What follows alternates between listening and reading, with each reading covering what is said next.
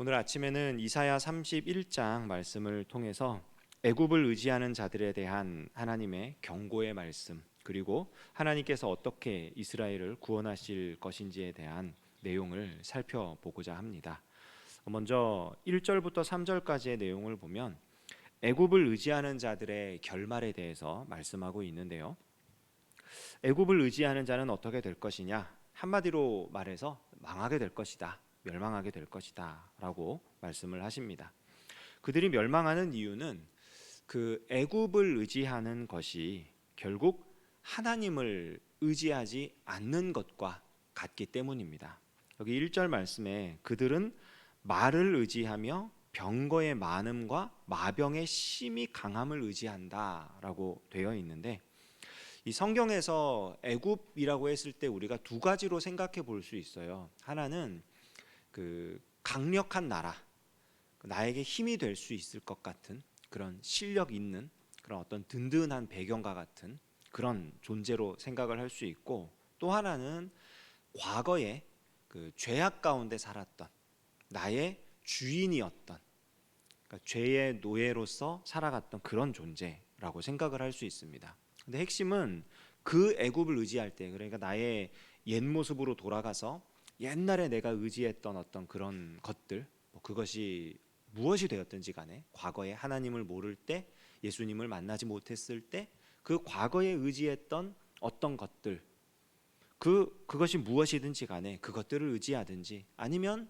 지금 내 눈에 새롭게 보이는 어떤 강력한 힘, 여기서는 마병, 그 많은 말들 이렇게 표현을 하는데, 강한 군사력, 그것이 정말 이런 물리적인 힘이 되었든지 간에, 아니면 금전적인 힘이 되었든지 간에, 정치적인 힘이 되었든지 간에, 그리고 내가 지금 의지해서 지금 당장 내가 당한 이 어려움을 모면할 수 있을 것 같아 보이는 어떤 그런 방책과 술수, 뭐가 됐든지 간에 중요한 건 뭐냐면 그것들이 하나님을 떠나게 만든다는 게 중요한 거예요. 하나님께서 애굽을 의지하는 자는 망할 것이다 라고 하는 게, 그 애굽은 나쁜 거고 애굽으로 돌아가면 안 되고, 예, 맞습니다. 그런데 왜 나쁘고 왜 돌아가면 안 되는 거냐면 하나님을 의지하지 못하게 만들기 때문입니다. 하나님을 의지하고 하나님을 바라봐야 되는데, 그 하나님을 향한 시선을 돌려버리고 하나님을 의지하지 않게 만드니까 하나님께서 어떻게 역사하시느냐, 2절과 3절에 나오는 말씀이 뭐냐면 돕는 자나 도움을 받는 자 모두 내가 치겠다. 돕는 자가 누굽니까? 애굽이에요. 도움을 받는 자는 이스라엘입니다. 그러니까 이스라엘 때문에 사실 애굽은요 그냥 잘 있던 나라예요. 아수르가 아무리 강해져도 애굽은 아무 문제 없어요. 그냥 잘 사는 나라고 그냥 큰 제국입니다. 그런데 이스라엘이 아수르를 피하기 위해서 애굽을 의지하게 됨으로 말미암아 애굽도 곤란에 빠지는 거예요. 이스라엘이 애굽을 의지하니까 하나님께서 이스라엘이 의지하는 헛된 것을 헛되게 만들어 버리시는 거죠. 그러니까 애굽도 치시는 거고 이스라엘도 치시는 겁니다. 어떻게 보면은 물론 애굽이 좋은 나라는 아니지만 어떻게 보면 이스라엘 때문에 더 빨리 심판을 받게 되는 그런 결과를 얻게 된다고 볼 수도 있는 거죠. 그럼 하나님은 그 애굽을 의지하지 않으면, 당장 애굽을 의지하지 않으면 이 아수르라고 하는 거대한 위협에서 벗어날 수가 없는데, 나보다 굉장히 강력한 어떤 그런 존재, 그런 사람이 나를 공격할 때 내 힘으로는 이길 수 없고, 그럼 내 옆에 있는 센 사람한테 부탁을 해가지고 그거를 막아달라고 하는 게 당연한 모습이잖아요. 그럼 그래서 애굽을 의지했던 건데 애굽을 의지하지 말라고 하시니, 그럼 대체 하나님 애굽을 의지하지 않고 우리가 어떻게 살아갑니까? 어떤 방법으로 저 위협으로부터 벗어날 수 있고 저 문제를 해결할 수 있습니까? 4절부터 하나님께서 뭐라고 말씀하시느냐? 하나님께서 보호해 주실 것이고 하나님께서 기적과 같이 그 문제를 해결해 주실 것이다 라고 말씀을 하시는 겁니다. 4절과 5절은요 사자와 새의 이야기가 나옵니다.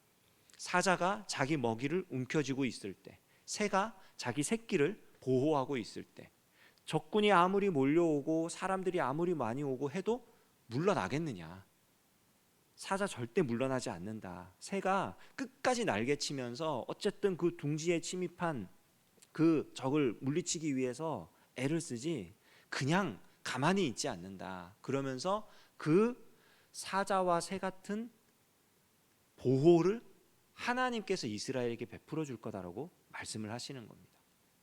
그러니까 사자처럼 새처럼 하나님께서 가만히 있지 않으신다는 거예요. 그 안에 있는 이스라엘은 몰라요. 대체 무슨 일이 일어나는지. 저 적군이 이 아수르가 우리나라를 와가지고 침략하겠구나. 우리가 멸망하겠구나. 큰일 났다. 그런데 하나님께서 보호해 주실 것이다. 하나님께서 마치 사자처럼, 마치 어미새처럼 이스라엘을 보호해 주실 것이다. 그러면서 이스라엘에게 요구하는 게 뭐냐? 6절, 이스라엘 자손들아 너희는 심히 거역하던 자에게로 돌아오라. 돌아오라. 그러니까 이 보호하심을 정말 실제적으로 느끼려면 이스라엘이 할 일은 뭐냐? 딱 하나예요. 돌아오는 것. 그러니까 이스라엘 백성들이 지금까지 살아왔던 삶의 모양을 보면은 하나님을 떠난 적이 한 번도 없는 것 같아요. 이스라엘 사람들 생각에. 이거 북이스라엘이 되었든 남유다가 되었든 그 사람들 생각은 똑같습니다. 왜냐하면 그들은 하나님께서 요구했던 절기를 지켰어요. 1년에 3차례 절기 지켜라. 절기 잘 지켰어요. 하나님께서 요구하셨던 성전에서의 제사 잘 드렸습니다. 아침 저녁으로 번제 드렸고 희생제 드렸고 화목제 드렸고 절기에 따라서 희생 제물을 드렸고 다 했습니다. 율법 지키라 그러는 것 대놓고 어긴 사람들 처벌도 했고요. 율법 지키려고 나름 노력을 했습니다. 그들 생각에 그들은 하나님을 떠난 적이 없는 것 같아요. 그렇게 살았어요. 그런데 문제는 뭐냐면 그들이 그렇게 살면서 동시에 산당에서 제사를 드려요. 산당은 저 높은 산 위에 있는 만들어 놓은 우리나라에서 성황당 같은 거 그런 것도 해당되고요. 자기 집에서 제일 높은 데다가 이렇게 만들어 가지고 집에서 은밀하게 몰래 하기도 해요. 우리 옛날에 그런 거 있잖아요. 우리 한국 사회도 옛날에 보면은 측간에는 측간신이 있고 주방에는 주방신이 있고 이런 것처럼 그냥 거기마다 그냥 있는 터주신 같은 그런 것들이 있는 거예요. 그렇게 하기도 하고 또 농사 짓고 하고 하다 보면은 이 가나안에 살던 사람들 보니까 이런 행사도 했고 저런 행사도 했는데 여호와의 절기는 아니지만 이건 참 지혜로운 것 같다. 그러면서 그냥 아주 자연스러운 문화의 방편으로 이방 우상들을 섬기는 그런 의식들을 도입합니다.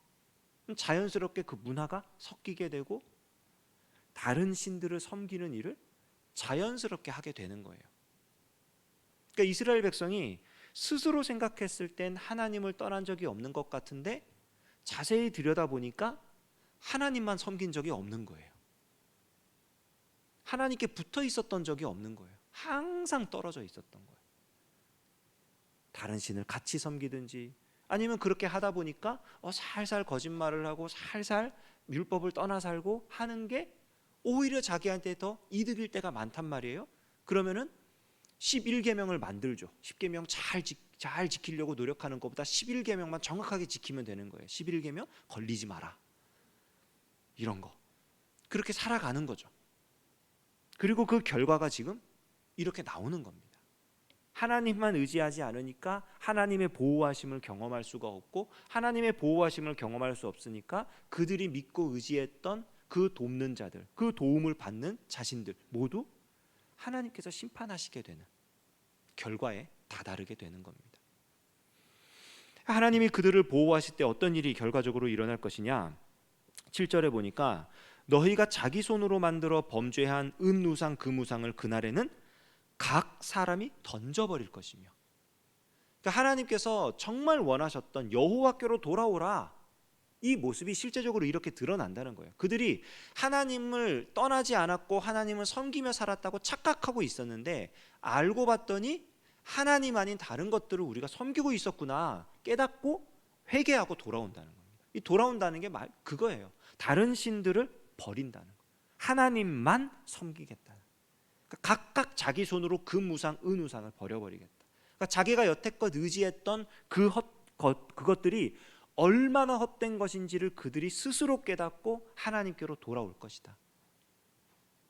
그리고 아수르에 대해서는 어떻게 됩니까? 지금 이스라엘 백성들이 아주 큰 위협을 느끼는 게 아수르란 말이에요. 시대적으로 아수르 제국이 너무 커져가지고 지금 나라가 멸망할까봐 하는 그런 위험에 처해 있는, 우리 인생이 끝났구나, 이제는 도저히 살 길이 없구나 하는 그런 위협이 있는 때란 말이에요. 근데 하나님께서 이 아수르에 대해서는 어떻게 한다 그러십니까? 아수르를 물리칠 것인데 8절에 사람의 칼로 말미암음이 아니겠고 칼에 삼켜질 것이나 사람의 칼로 말미암음이 아닐 것입니다. 그러니까 분명히 망할 거래요. 분명히 망할 건데 사람의 칼로 안 할 것이다.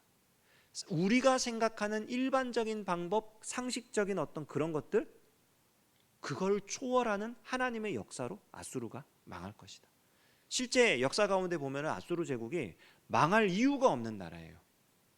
당시에 가장 강력한 군사력을 가지고 있었고, 그리고 아수르가 썼던 정책이 얼마나 탁월한 정책이냐면, 우리나라도 옛날에 식민지 하에 있을 때 그 일제 시대 때 일본이 마지막에 썼던 정책이 그 민족 말살 정책이라 부르나요? 그렇게 해가지고 그 이제 다 왕족들, 귀족들 이런 사람들 다 외국으로 보내고, 그리고 막 저기 이제 이 땅에는 여자만 남겨놓고 남자들 다 외국 보내고 막 이런 식으로 해서 혼혈아를 만드는 정책을 썼잖아요. 그러면 정체성이 정말 상실되거든요. 피가 섞인다고 하는 것이. 물론 순수한 혈통의 한 민족은 전 세계에 존재하지 않지만 다 이제 섞여져 있지만, 사실 우리가 이제 그렇게 생각했을 때 그렇게 돼버리면 정체성이 많이 상실되는데, 아수르는 그들이 점령했던 북이스라엘만이 아니라 점령했던 모든 나라를 그런 식으로 했단 말이에요. 그러면 사실상 아수르에 대항해서 일어날 수 있는 민족은 없어지는 거예요. 그러니까 원천 봉쇄를 하는 겁니다. 아예. 그러니까 아수르 제국이 무너질래야 무너질 수가 없는 환경을 만들어 버리는 거예요. 그런데 어떻게 됐습니까? 자기네 친 가족, 왕족들 사이에 그냥 서로 죽고 죽이는 일들이 일어나서 아수르가 질이 멸렬해 버립니다. 가족끼리, 형제끼리 그런 일들이 일어나요. 일어날 수가 없는 일이 그냥 일어나 버리는 거죠. 누가 그렇게 했습니까? 하나님께서 그렇게 하시는 거예요. 이것은 우리가 그냥 하나님이 보호하실 테니까, 하나님이 역사하실 테니까 아무것도 하지 말고 그냥 잠잠히 기다리자, 아무것도 하지 말고 그냥 누워만 있자, 가만히 있자, 그런 얘기가 아닙니다. 이 다음 장을 보시면은 왜 그런지 이제 내일 새벽에 또 나오시면 되겠고요. 자세하게 설명을 할 거예요. 내일 보면은.